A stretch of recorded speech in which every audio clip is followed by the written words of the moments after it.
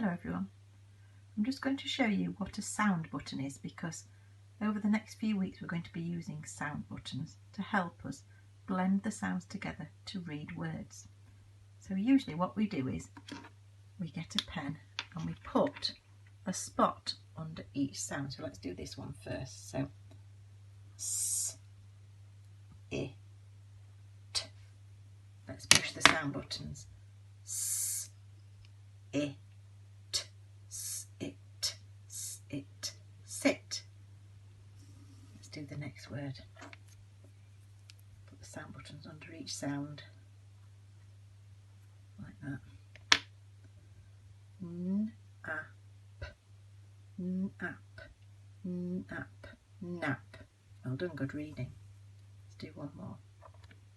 This one's only got two sound buttons. I, n, in. Well done. We're also going to be using something called a phoneme frame, and it has boxes like this. The easier way to do it though, if you've got a whiteboard, I'll just rub this out.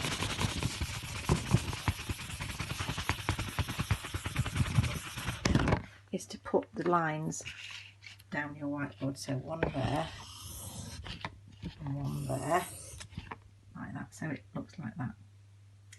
And if we think about the word sit, what we're going to do is we're going to segment the sounds, break the sounds down, so that it helps us to spell the word. So if we think about the word sit, what sound can we hear first? Sit. So in the first box we're going to put the S, S, I, S, it, S, it.